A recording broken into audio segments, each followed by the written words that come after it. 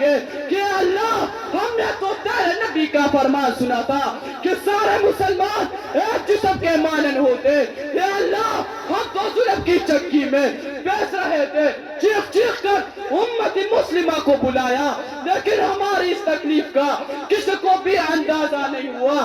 الحمدللہ الذی بیدہ تصریف الاحوال و تخفیف الاثقال, والصلاة والسلام على سید الہادین الى محاسن الافعال, وعلى آلہ وصحبہ المضارعین له في الصفات والاعمال. اما بعد فاعوذ باللہ من الشیطان الرجیم. بسم اللہ الرحمن الرحیم. انما المؤمنون اخوہ, وقال النبی صلی اللہ علیہ وسلم المسلمون كجسد الواحد, او كما قال علیہ الصلاة والسلام. السلام علیکم یا ایہا النائمون. آج مجھے اس پروقار محفل میں جس موضوع پر لب کشائی کا موقع فراہم کر دیا گیا ہے اس کا عنوان ہے مسئلہ فلسطین. حاضرین مجلس, آپ سوچ رہے ہوں گے کہ میں نے السلام علیکم یا ایھا النائمون کیوں کہا. کسی کے ذہن میں آ رہا ہوگا کہ میں اندھا ہوں یا مجھے نظر نہیں آ رہا. آپ لوگ تو جاگ رہے ہیں. کوئی سوچ رہا ہوگا کہ میں پاگل ہوں, میں بے عقل ہوں. کوئی سوچ رہا ہوگا کہ میں دیوانہ ہوں, اپنا ہوش کو بیٹا ہوں.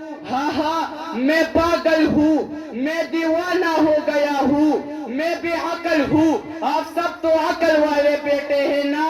آپ اپنے دل پہ ہاتھ رکھ کر مجھے بتائیے کہ وہ بچہ جو کھیل کود کی عمر میں, وہ بچہ جو پڑھائی کی عمر میں, وہ بچہ جو ہزاروں ارمان اپنے دل میں لیے ہوئے, اس کی آنکھوں کے سامنے اچانک اس کے باپ کو شہید کیا جائے, وہ بچہ پاگل نہیں ہوگا تو کیا ہوگا.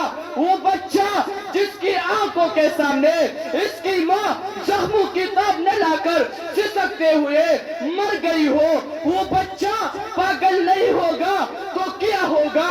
وہ بچہ جس کی اہل و عیال کی لاشیں پڑی ہوئی ہو, وہ بچہ جس کے پوری خاندان کو بموں سے اڑا دیا گیا ہو اور دلاسا دینے والا بھی کوئی نہ ہو اور اس کے سر پہ ہاتھ رکھنے والا بھی کوئی نہ ہو.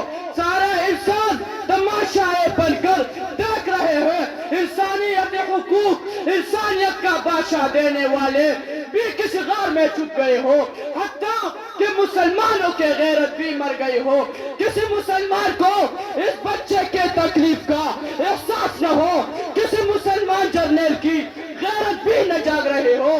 57 اسلامی ممالک میں سے کسی ایک مسلمان ملک میں بھی اتنی جرت و غیرت نہ ہو کہ وہ اس بچے کے ماں باپ کے قاتلوں کو للکار سکے, ان ظالموں اور پیڑیوں کا مقابلہ کر سکے.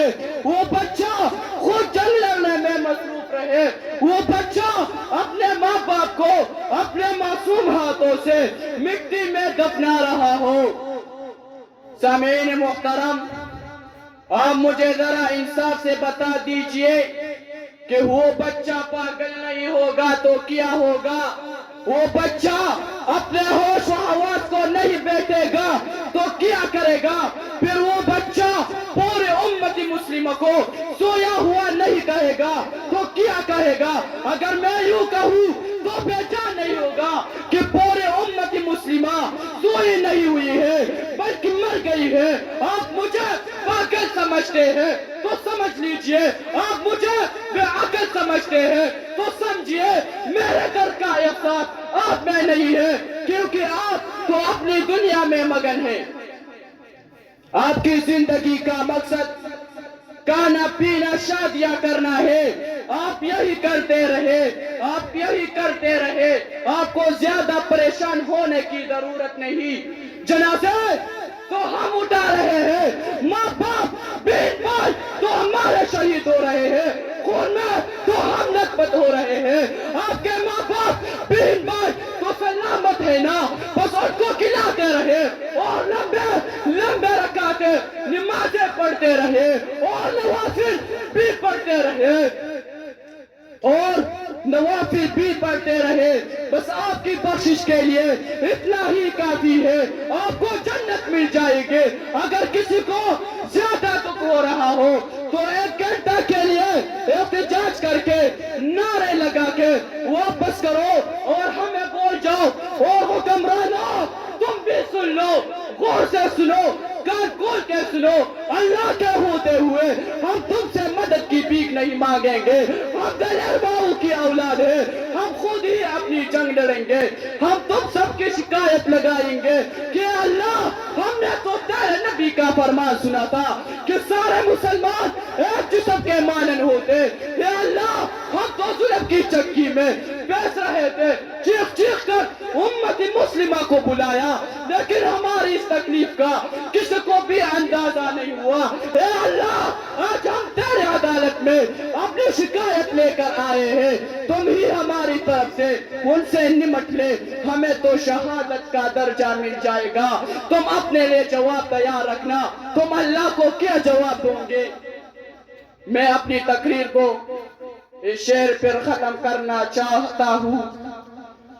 روشنیوں کی راہ میں جو دیوار بنے گا، روشنیوں کی راہ میں جو دیوار بنے گا، نہیں رہے گا نہیں رہے گا، جو اس وقت بھی آواز نہ سنے وہ نہیں رہے گا نہیں رہے گا۔ وما علینا الا البلاغ۔